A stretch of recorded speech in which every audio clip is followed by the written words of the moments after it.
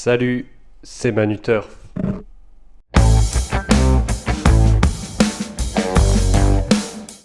Salut à tous, j'espère que vous allez bien. Et oui, comme vous pouvez le voir, j'ai retrouvé mon bureau. Bien, effectivement, il n'y aura pas de bruit aujourd'hui, pas d'employés, ils ne peuvent pas venir, il neige beaucoup trop dehors. Donc, on se retrouve ici pour les chevaux du jour. Et tout de suite, le débrief des chevaux d'hier. Et oui, c'est vrai que je raconte un petit peu trop ma vie, je suis vraiment désolé. En tout cas, si ça vous dérange, dites-le moi dans les commentaires. En tout cas, sachez que ça ne changera absolument rien parce que je continuerai de le faire.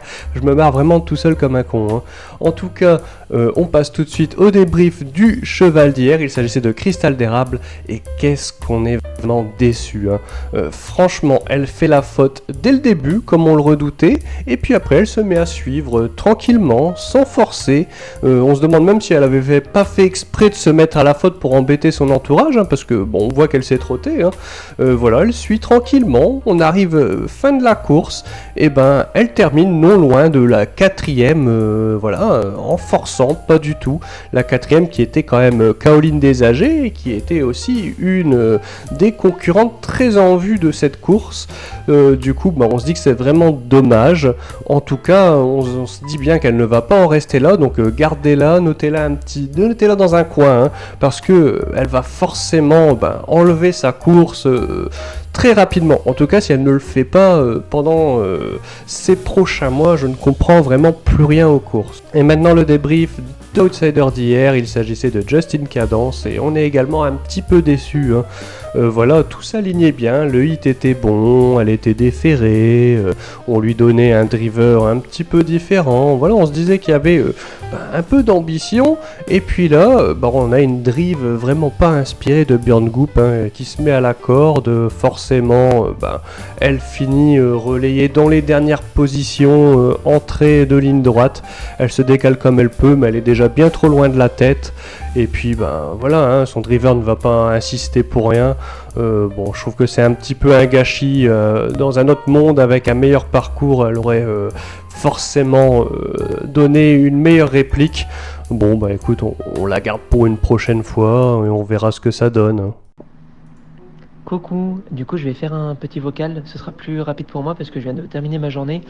Du coup demain à Vincennes, dans la quatrième course, le numéro 13, Jag Macat, en fait j'avais fait 5 interviews, j'ai eu 4 réponses, et dont Marius Durville qui le connaît pas certes, mais par contre Par exemple, nous avons des informations comme quoi beaucoup de jockeys qui seront présents dans cette course le redoutent beaucoup, et on comprend pourquoi quand on voit sa dernière course à Vincennes où il était avec Mathieu Mottier en selle.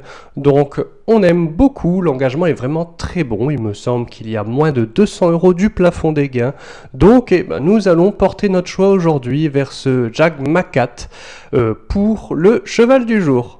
Et enfin, on passe à l'outsider du jour. On change d'hippodrome direction Cordemais dans la Réunion 3. Ce sera dans la course 2, le numéro 4, Carélia. Carélia, c'était une ancienne pensionnaire de Laurent-Claude à Brivard qui a été mise en pause en septembre dernier et qui a été reprise par Julien Rosenzweig en tant qu'entraîneur et qui a repris la compétition en décembre dernier. Et puis là, dernièrement, elle a fait sa deuxième course de rentrée à Graignes où elle s'est rapidement mise à la faute, mais ce n'était pas si mal que ça en route. Elle suivait bien, vraiment très bien, sans difficulté, donc on se dit qu'elle est vraiment très en forme. Aujourd'hui, elle sera déférée des 4 pour la première fois. Donc c'est très rare de voir Julien Rosenzweig sur un sulky, et ses performances sur le sulky sont loin d'être très bonnes. Il faut remonter quand même assez loin pour voir une belle performance de sa part sur un sulky, mais on se dit qu'il y a des circonstances atténuantes aujourd'hui. Pourquoi ?